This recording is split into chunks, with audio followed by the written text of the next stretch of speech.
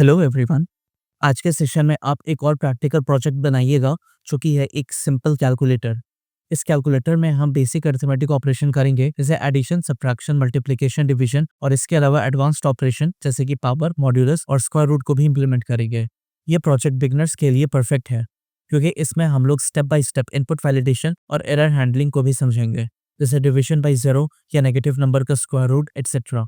ये प्रोजेक्ट नहीं आपको एक कैलकुलेटर बनाना सिखाएगा बल्कि आपको एक क्लीन और रीडेबल कोड भी लिखना सिखाएगा। और मुझे पूरा विश्वास है कि हमेशा की तरह इस सेशन में भी आप पाइथन में कुछ नया सीखेंगे। तो चलिए बिना किसी देरी के शुरू करते हैं। मैं यहाँ सबसे पहले मेन्यू बनाऊंगा एंड इस बार मैं इसे एक सेपरेट फंक्शन के अंदर लिखूंगा और इसका रीजन सिंपल है, एक क्लीन कोड लिखना। इसलिए मैं लिखूंगा डेफ डिस्प्ले मेन्यू एंड इसके अंदर मैं मेन्यू बनाना शुरू करूंगा। सबसे पहले मैं हेडिंग दूंगा प्रिंट सिंपल कैलकुलेटर मेन्यू। और वैसे तो आपको पता है कि मेन्यू कैसे बनाते हैं, इसीलिए मैं इस पार्ट को फास्ट फॉरवर्ड कर दूंगा। एंड नाउ मैं इस मेन्यू को डिस्प्ले कराना चाहूंगा तो मैं सिंपली यहाँ पे डिस्प्ले मेन्यू लिख लूंगा। अब जब मैं इसे एग्जीक्यूट करूंगा तो आप देख सकते हैं कि यहाँ पे मैं इस मेन्यू को प्रिंट कर लिया हूँ। ग्रेट।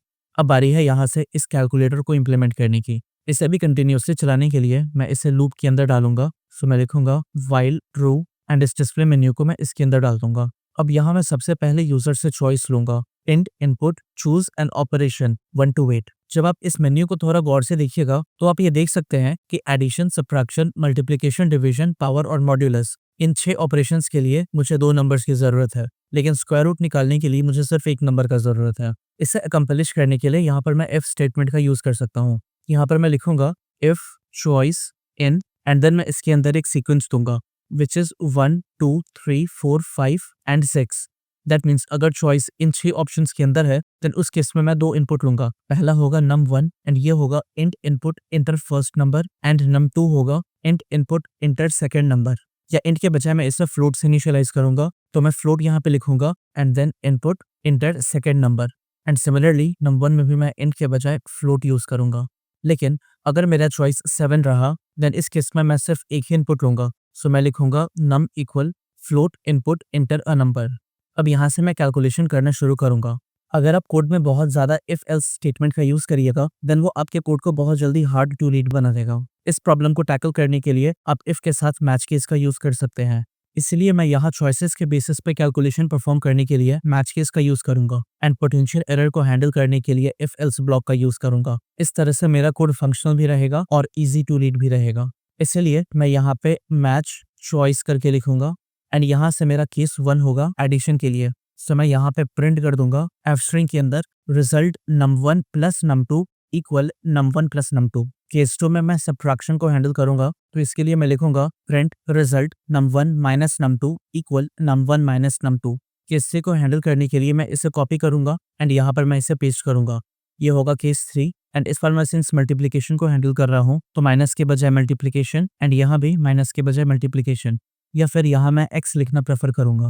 अब यहाँ पर जब मुझे फोर्थ केस देखना है तो ये डिवीजन है और यहाँ पर मुझे जीरो डिवीजन एरर को भी हैंडल करना है। सो सबसे पहले तो मैं केस 4 लिखूंगा एंड इसके अंदर मैं इफ स्टेटमेंट लिखूंगा कि अगर num2 इक्वल इक्वल 0 है, दैट मीन्स अगर डिनोमिनेटर 0 है देन मैं प्रिंट करूंगा error division bye 0 is not allowed. And अगर ऐसा नहीं है देन उस केस में मैं सिंपली इस रिजल्ट को प्रिंट करूंगा, जिसके लिए मैं करूंगा इसे कॉपी एंड इसे यहाँ पेस्ट करूंगा एंड मल्टीप्लिकेशन के बजाय डिवीजन एंड यहाँ भी मल्टीप्लिकेशन के बजाय डिवीजन।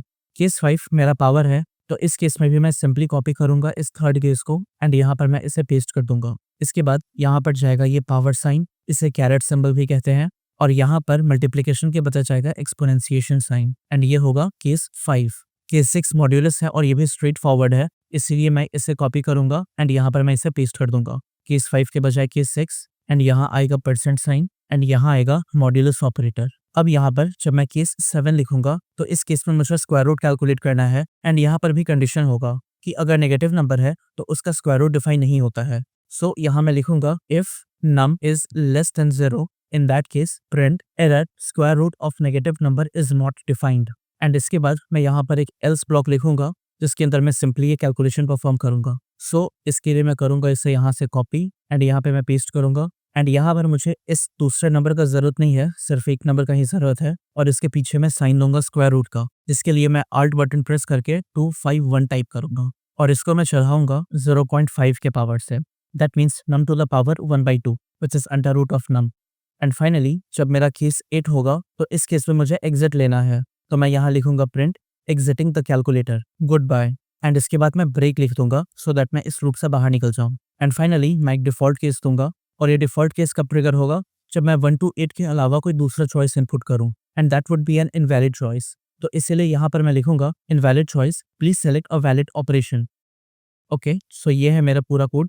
अब जब मैं इसे एक बार एग्जीक्यूट करूंगा तो ये सक्सेसफुली रन हो जाएगा। अब इसको यूज करके देखता हूँ, एंड अगर यहाँ पर मुझे कोई पॉसिबल एरर मिले तो मैं उसे भी फिक्स कर दूंगा। लेट्स से मेरा चॉइस है 0, इस केस से मुझे इनवैलिड चॉइस मिला है। यहाँ पर एक चीज़ मैं इंप्रूव करना चाहता हूँ, ये जो स्पेसिंग है नेक्स्ट लाइन की, ये मुझे बहुत ज़्यादा क्लटर्ड लग रही है। सो मैं यहाँ पर इसके बाद एक ऐड कर दूंगा \n फॉर नेक्स्ट लाइन। 8 लिख करके इससे मैं क्विट करूंगा, एंड ये सक्सेसफुली एप्लीकेशन क्विट हो गया है। अब मैं इसे दोबारा से रन करूंगा। सो मेरा पहला ऑपरेशन है 1, यहाँ पर मैं फर्स्ट नंबर दूंगा 10 एंड सेकेंड नंबर इज 20। सो इसका आउटपुट मुझे 30 मिल गया है। मैं ऐसा कर सकता हूँ, ये हर बार लिखने के बजाय मैं यहाँ पर इस \n को हटा दूंगा। इनफैक्ट मैं यहाँ पर \n ऐड कर दूंगा ना, और जितने बार भी मेन्यू दिखेगा मुझे हमेशा एक लाइन का गैप रहेगा। सो मेरा पहला चॉइस है 1, फर्स्ट नंबर है 10, सेकेंड नंबर है 20 एंड इसका आंसर है 30। एंड नाउ अब ये स्पेसिंग साफ साफ मुझे दिख रहा है, एंड दैट इज ग्रेट। अब सेकेंड ऑप्शन मैं लूंगा for subtraction. First number is 10, second number is 20 and इसका आंसर -10 है। Third operation, first number is 10, second number is 20, answer is 200। Fourth operation, first number is 10, second number is 20, answer is 0.5। मैं fourth option दोबारा लूंगा, इस बार first number है 10 and second number है 0। Now यहाँ पर मुझे ये एरर मिल जाएगा, जो कि अच्छी बात है। अब मैं चूज करूंगा fifth option for power. First number है 10, सेकेंड नंबर है 3, सो इसका रिजल्ट है 1000। सिक्स्थ ऑप्शन में दोबारा चूज करूंगा, फर्स्ट नंबर है 10 एंड सेकेंड नंबर है 0। ओके, सो यहाँ पर ये एक और मुझे एरर मिल रहा है, जीरो डिवीजन एरर। इसे मैं यहाँ पे टैकल करूंगा। ये चल रहा है सिक्स्थ ऑप्शन में। सो यहाँ पर मैं आऊंगा और नीचे लिखूंगा इफ num2 = 0 देन प्रिंट। पहले मैं इसे हटा दूं सो दैट मुझे प्रॉपर विंडो मिले यहाँ पे सब साफ सुथरा दिखने के लिए। Error modulus by 0 is not allowed. And अगर ऐसा नहीं है तो एल्स के अंदर मैं इस रिजल्ट को कैलकुलेट करूंगा। नाउ अब मैं इसे फिर से एग्जीक्यूट करूंगा। पहले मैं 5 लिख करके चेक करूंगा कि फर्स्ट नंबर है 10 एंड सेकेंड नंबर है 0। देन इस केस में मुझे इसका रिजल्ट 1 मिल गया है, which is correct. Now sixth, first number है 10 एंड सेकेंड नंबर है 0। देन यहाँ पर ये एरर हैंडल हो गया है। अगेन मैं ऑपरेशन 6 चूज करूंगा। फर्स्ट नंबर है 10 एंड सेकेंड नंबर है 5, इसका आउटपुट मुझे 0 मिला है। एंड सिक्स लिख करके अगर फर्स्ट नंबर है 5 एंड सेकंड नंबर है 10, देन इसका रिजल्ट मुझे 5 मिला है। ग्रेट। नाउ फाइनली अब मैं जब 7 को लिखूंगा तो यहाँ पर मुझे सिर्फ एक नंबर देना है, क्योंकि यहाँ पे मैं स्क्वायर रूट कैलकुलेट कर रहा हूँ। लेट्स से अगर मैं नंबर दिया हूँ 4 तो इसका स्क्वायर रूट मुझे 2 मिल गया है। अगर इस बार मैं दिया हूँ 0 तो इस केस में मुझे इसका रिजल्ट 0 मिला है। लेकिन अगर यहाँ पर मैं -5 दे दिया तो इस केस में मुझे ये एरर सक्सेसफुली हैंडल होता हुआ दिख रहा है। सो दैट मीन्स ये कैलकुलेटर परफेक्टली काम कर रहा है। एक लास्ट चीज को मैं देखना चाहूंगा कि अगर मैं कोई दूसरा नंबर दे दूं तो इसका क्या रिजल्ट होगा। लेट्स से 9, तो यहाँ पर मुझे ये इनवैलिड चॉइस प्रिंट होके मिल गया है। ग्रेट, ये डिफॉल्ट केस भी सही से काम कर रहा है। फाइनली मैं 8 लिख करके इस प्रोग्राम से क्विट कर जाऊंगा। So that is it in this project. आशा करता हूँ आप इसे समझ गए होंगे। अच्छा, यहाँ पर एक छोटी सी चीज है। यहाँ पर नम जब आप देख रहे हैं तो आपको यहाँ अंडरलाइन दिख रहा है और ये कह रहा है name num can be undefined. और ये जो एरर आपको देखने को मिल रहा है ये IDE स्पेसिफिक होता है। दैट मीन्स इस केस में ये एरर ये पाइचार्म दे रहा है। पाइचार्म को ऐसा लग रहा है कि यहाँ पर जो मैं कंडीशनली इनपुट लिया हूँ, ऐसा भी पॉसिबिलिटी है यहाँ पर ये कंडीशन मीट ना हो और ये num1 num2 या फिर num जो है वो अनडिफाइंड रह जाए। वैसे तो मैं हर एक पॉसिबल कंडीशन को टैकल कर चुका हूँ एंड अनडिफाइंड वैल्यूज का यहाँ पर कोई स्कोप नहीं है। लेकिन अगर कोई बड़ा प्रोजेक्ट है जिसमें सारी केसेस को हैंडल करना पॉसिबल नहीं है, उस केस में वो प्रोग्राम क्रैश कर सकता है। पाइचार्म हमें उसी से बचाना चाहता है, इसीलिए ये रेड अंडरलाइन दे रहा है। इसको हैंडल करने का एक सिंपल सा तरीका है। आप यहाँ सबसे ऊपर num, num1 एंड num2 लिख करके इसको नन से इनिशियलाइज कर दीजिए। ये क्या करेगा, ये एक प्लेस होल्डर वैल्यूज की तरह काम करेगा एंड ऐसा करने से ये एरर जा चुका है। अब यहाँ पर जो बचे कुछ वार्निंग्स है जो ये येलो अंडरलाइन के थ्रू दिख रहे हैं, मैं सिंपली यहाँ पे होवर करके रखूंगा और ये मुझे फाइल को रिफॉर्मेट करने के लिए बोलेगा। सिंपली इसे क्लिक कर दूंगा एंड पूरी फाइल रिफॉर्मेट हो जाएगी। अब यहाँ पर मुझे किसी भी तरह का कोई भी एरर देखने को नहीं मिलेगा। सो ये है मेरा पूरा कोड एंड इस पॉइंट पर ये प्रोजेक्ट मेरा कंप्लीट होता है। मैं आपको ये इनकरेज करूंगा कि आप इस कोड को फिर से प्रैक्टिस करें, नए फीचर्स ऐड करने की कोशिश करें और अपने लॉजिक को इम्प्रूव करें। For example factorial calculation include करके, या फिर एलसीएम एचसीएफ को कैलकुलेट करना, या फिर परम्यूटेशन एंड कॉम्बिनेशन को कैलकुलेट करना, या फिर इंस्टेड ऑफ फिक्स्ड स्क्वायर या फिर क्यूब को प्रिंट करने के आप इसे और डायनामिक बना सकते हैं, like x to the power y, जिसमें आप x और y दोनों ही इनपुट में दे रहे हैं। एंड इस पॉइंट पर मैं कॉन्फिडेंट हूँ आप इन सारे ही चीज़ों को इम्प्लीमेंट कर सकते हैं अगर आप चाहे तो। इनफैक्ट मैं इंकरेज करूंगा कि आप इन सभी चीज़ों को इम्प्लीमेंट भी करें। साथ ही एरर हैंडलिंग और यूज़र एक्सपीरियंस को भी बेटर बनाने पर काम करिए। ये सब करते हुए आप पाइथन के कॉन्सेप्ट्स को और डेप्थ में समझ पाइएगा। ये प्रोजेक्ट और ये यूनिट अब यहीं पे खत्म होता है। और अगर आपको लग रहा है कि अभी तक ये कोर्स आपके लिए हेल्पफुल है, देन प्लीज इस चैनल को सब्सक्राइब करें। आपका सब्सक्रिप्शन मेरे लिए बहुत बड़ा मोटिवेशन है। अभी तक जितने भी वीडियोस मैं बनाया हूँ वो सारे इस प्लेलिस्ट में अरेंज किए हुए हैं। आप इस प्लेलिस्ट को भी बुकमार्क कर लें।